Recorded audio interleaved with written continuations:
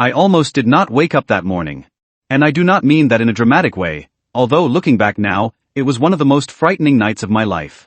I mean it literally. Literally means exactly as the words say, in a real and actual sense.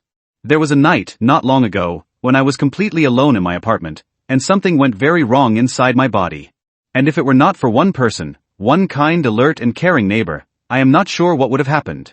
My name is Holmes. And this is the story of the night my neighbor saved my life. Let me take you back to that Tuesday in October. It had been a long week. Long not just in hours, but in the weight of everything. The kind of week where you feel every single hour pressing down on your shoulders. I had been working late every night, sleeping poorly, and skipping meals. To skip a meal means to not eat when you normally would, to miss breakfast or lunch or dinner, simply because you are too busy or too tired. I know. It is a bad habit. And I knew it even then. But sometimes when work takes over, you forget to take care of yourself. By Tuesday evening, I was exhausted. Exhausted means extremely tired, so tired that your whole body feels heavy and your mind feels slow. I came home at around 9 in the evening, dropped my bag by the door, and sat on the sofa. A sofa is the long soft seat in a living room, the one you sink into after a long day. I did not even turn on the television. I just sat there in the quiet of my apartment and let the silence wash over me. Around 10 o'clock, I noticed something. A dull ache had started in my upper chest. Dull means not sharp, not stabbing, more like a heavy pressing feeling. An ache is a pain that stays, that does not come and go quickly, but sits with you. Upper chest means the area in the front of your body, just below your neck and above your stomach. I pressed my hand against the spot and breathed slowly. The ache did not go away. I told myself it was nothing. Probably just tension from hunching over my desk all day. Tension is tightness in the muscles. To hunch means to bend your body forward and downward, often without realizing it, like when you lean over a keyboard or a book for too long. I decided to go to bed early. I stood up from the sofa, and immediately felt dizzy. Dizzy is a very important word. It describes the feeling that the room is spinning around you, or that you are spinning inside a room that is perfectly still.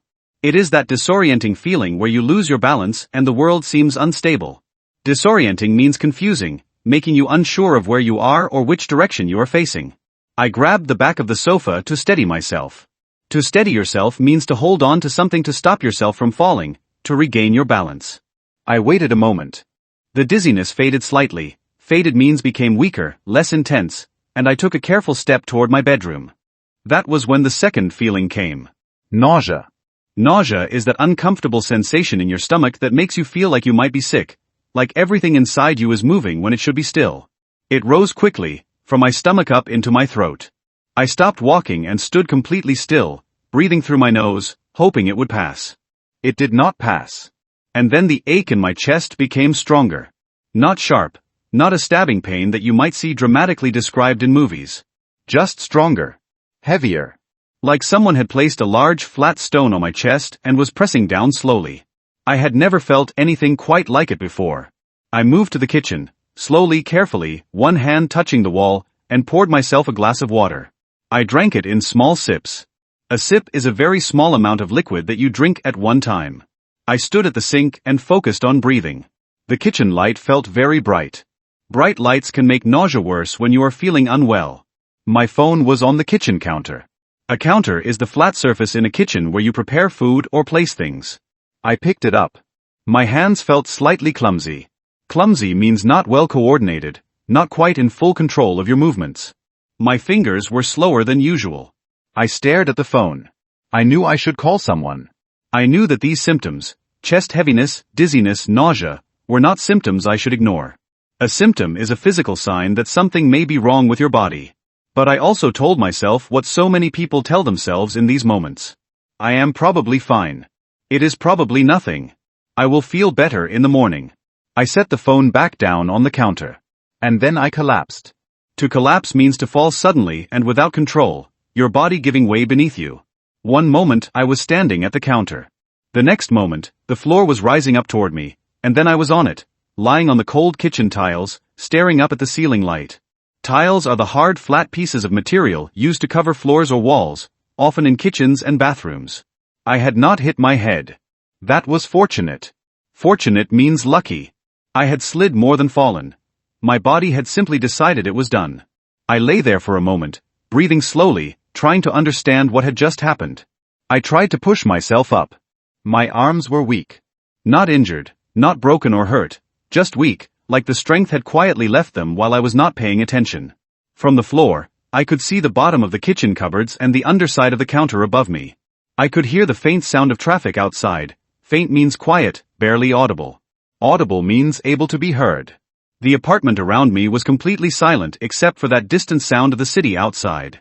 My phone was on the counter above me. I could not reach it. I tried again to sit up. This time, I managed to push myself up onto one elbow. One elbow means resting your weight on the lower part of one arm, the joint in the middle of your arm. But when I tried to rise further, the dizziness returned so strongly that I had to lower myself back down. I lay still. And for the first time that night, I felt something I had been pushing away since the first ache began. Fear. Fear is that cold, heavy feeling that comes when you realize something is genuinely wrong and you do not know what to do. It is different from worry or anxiety. Anxiety is a general feeling of unease about the future. Fear, in that moment, was immediate. It was real. It was about right now. I was alone. My phone was out of reach. My body was not cooperating. And I did not know what was wrong with me. I took a slow breath. And then I did the only thing I could think of. I knocked on the floor. Not loudly. I did not have the energy for loud. But in an apartment building, the floor of one unit is the ceiling of another. I knocked 3 times, slowly and deliberately. Deliberately means on purpose, with intention, knowing exactly what you are doing and why. 3 knocks. The international signal for help, for attention, for please notice me. And then I lay still and waited. For a long moment, nothing happened. The traffic outside continued. The kitchen light hummed softly. To hum means to make a low, continuous sound, like the sound of electrical appliances or a machine running quietly. I knocked again. 3 times. And then, I heard footsteps in the corridor outside my apartment door. A corridor is the hallway, the long narrow space between rooms or between apartments in a building. The footsteps stopped just outside my door. A knock came. Firm and clear. Hello? Is everything okay in there? The voice was a woman's voice. Calm but concerned. Concerned means worried about someone else, showing care for another person's well-being. Well-being means the state of being comfortable, healthy, and happy. I tried to speak loudly enough to be heard through the door. I need help, I said. My voice came out quieter than I intended. Intended means planned, wanted. Please, I am not okay. A pause. And then, I am going to call for help right now. Can you get to the door? I do not think so, I said honestly. Another pause. Okay. I am calling emergency services. Stay on the floor and do not try to stand up. Emergency services are the organizations that respond to urgent situations. The ambulance service, the fire department, and the police. When you call emergency services, trained professionals come to you as quickly as possible to provide help. Through the door, I could hear her voice on the phone. She spoke clearly and calmly. I could hear her giving my building address. An address is the specific information that tells someone exactly where a location is, the street name, the building number, the floor, the apartment number. I heard her say the floor number. I heard her say, I believe my neighbor has collapsed. He is conscious but cannot stand. Conscious means awake, aware, able to respond, not unconscious, not asleep or unaware. I felt something shift inside me. The fear was still there, but underneath it, something warmer. Someone was helping me. I was not alone anymore. The wait felt long. In reality, the ambulance arrived in approximately 11 minutes. Approximately means roughly, not exactly, a close estimate rather than a precise number. During those 11 minutes, my neighbor spoke to me through the door continuously. Continuously means without stopping, without a break in between. My name is Margaret, she said. I live in the apartment directly below yours. I heard the knock on my ceiling and I thought something seemed wrong. I am Holmes, I said. Thank you, Margaret. Do not thank me yet, she said, and I could hear the warmth in her voice even through the door. Just keep talking to me. Tell me, are you having any difficulty breathing? Difficulty breathing means trouble taking in air properly, when each breath feels like work, when you cannot fill your lungs as fully as usual. Your lungs are the organs inside your chest that you use to breathe. A little, I said. Not terrible. Just, not normal. Okay. And the chest pain, is it spreading? Spreading means moving to other parts of the body. Chest pain that spreads might move to the arm, the jaw, or the back. This is important medical information for emergency responders. I do not think so, I said. It stays in the same place. Good. That is good. Keep breathing slowly. In through your nose, out through your mouth. I followed her instructions. Instructions are directions, clear steps telling you what to do. In through my nose. Out through my mouth. Slow and deliberate. When the paramedics arrived, they used the building's emergency access to unlock my door. Paramedics are the highly trained medical professionals who travel in ambulances and provide emergency medical care before or during transport to a hospital. Emergency access means special entry that paramedics and other emergency services can use in urgent situations when a resident cannot open the door themselves. The door opened and 2 paramedics entered my kitchen. One knelt beside me immediately. To kneel means to lower your body so that one or both knees are on the floor. She introduced herself as Anna. Holmes? I am Anna. I am going to help you. Can you tell me what happened? I described my symptoms as clearly as I could. I told her about the chest ache that had started around 10 o'clock. I told her about the dizziness, the nausea, the moment I collapsed at the counter. I used slow, simple sentences. Not because I was performing, because that was all my body and brain had the energy for. And it was enough. Every word I said gave her information she needed. She took my vital signs. Vital signs are the key measurements that tell medical professionals about the basic functioning of your body. Your heart rate, your blood pressure, your breathing rate, and your body temperature. Heart rate is how many times your heart beats per minute. Blood pressure is the force of your blood pushing against the walls of your arteries as your heart pumps.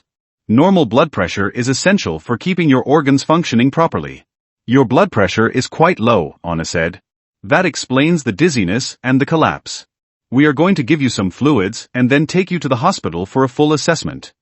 Fluids in a medical context means liquids delivered directly into your bloodstream through a small needle in your arm. This is called an intravenous drip or FOR. It helps rehydrate your body and stabilize your blood pressure quickly. An assessment is a thorough examination and evaluation. Doctors checking everything carefully to find out what is wrong and what the right treatment is. Treatment means the medical care given to help you recover from an illness or injury. I looked up at the doorway. Margaret was standing there, a small woman in her 60s, wearing a dressing gown, a loose, comfortable robe you wear at home, especially at night. Her eyes were soft with concern. You called them very quickly, I said. She smiled gently. I did not hesitate, she said. Hesitate means to pause before doing something, to be slow or unsure about taking action. When something seems wrong, you do not hesitate. At the hospital, the doctors ran several tests. A test in a medical context means an examination or procedure to check a specific part of your health, blood tests, heart monitoring, and others. The results came back several hours later. My blood pressure had dropped due to severe dehydration combined with exhaustion. Dehydration means not having enough water in your body.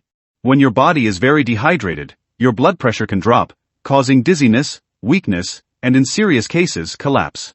Combined with means together with, at the same time as. Severe means very serious, not mild. It was not a heart attack. It was not a serious cardiac event. Cardiac means related to the heart. It was, in the doctor's words, a very clear message from your body that you need to rest, eat, and drink water. I was kept in the hospital overnight for observation. Observation in a medical context means being watched and monitored carefully by medical staff to make sure your condition does not worsen and is improving as expected. By morning, my blood pressure had returned to a normal range and I was discharged. To be discharged from a hospital means to be officially released, cleared to go home. Margaret was in the waiting area when I walked out. I stopped when I saw her. I had not expected her to stay. You waited, I said. Of course, she said simply. As if it were the most obvious thing in the world. We walked home together in the pale morning light. Pale means light in color, not bright or strong. Pale morning light is the soft, gentle light just after sunrise. I thanked her properly. Properly means in the right and complete way, not just briefly or casually. I told her that her calm voice through that door had been the thing that kept me from panicking completely. That her clear, simple English, patient, direct and kind, had given me something to hold on to in those frightening minutes. She waved the compliment away with her hand. That gesture, Waving away a compliment means politely dismissing praise, as if to say it was nothing. But it was not nothing. It was everything. That evening, sitting at my desk with a large glass of water and a proper meal in front of me, I opened my notebook. And I wrote down something that I want to share with you now. In an emergency, you do not need perfect English. You need clear English. Clear means easy to understand, simple words spoken calmly, directly, and without unnecessary complications. My neighbor Margaret did not use complicated medical vocabulary. She asked, "Are you having difficulty breathing? Is the pain spreading?" She gave instructions: stay on the floor, breathe slowly. She described my situation to emergency services in plain, accurate, direct language. And that language, simple, clear, and calm, triggered a chain of events that brought trained help to my door in 11 minutes. And I, lying on a cold kitchen floor, managed to communicate. I am not okay. I need help. The chest pain stays in the same place. I collapsed at the counter. Simple. Clear. Enough. That is the real lesson. Knowing just a few key phrases can save your life. Now let us review the most important vocabulary from today's story. Exhausted, extremely tired, so tired your whole body feels heavy. Symptom, a physical sign that something may be wrong with your health. Dizziness, the feeling that the room is spinning, or that you are spinning inside a still room. Nausea, an uncomfortable feeling in your stomach that makes you feel like you might be sick. Collapse, to fall suddenly and without control, your body giving way. Conscious, awake, aware, able to respond. Emergency services, the ambulance, fire, and police services that respond to urgent situations. Paramedic, a trained medical professional who travels in an ambulance and provides emergency care. Vital signs, key measurements of your body's basic functions. Heart rate, blood pressure, breathing rate, temperature. Blood pressure, the force of your blood pushing against the walls of your arteries. Dehydration, not having enough water in your body. Fluids, liquids delivered directly into the bloodstream in a medical setting. Assessment, a thorough examination and evaluation by medical professionals. Treatment, the medical care given to help you recover. Discharge, to be officially released from a hospital and allowed to go home. Observation, being watched carefully by medical staff to monitor your condition. Cardiac, related to the heart. Spreading, moving or extending to other parts of the body. Hesitate, to pause before acting, to be slow or unsure about taking action. Deliberately, on purpose, with full intention. Fortunate, lucky. Faint, very quiet, barely audible. Clumsy, not well coordinated, not in full control of your movements. Audible, able to be heard. Well-being, the state of being comfortable, healthy, and happy. That was today's English listening story. I hope you found new vocabulary, new confidence, and a reminder, as I found that night, that the right words spoken calmly can reach anyone. Keep drinking water. Keep resting. And keep practicing your English every single day. I will see you in the next one.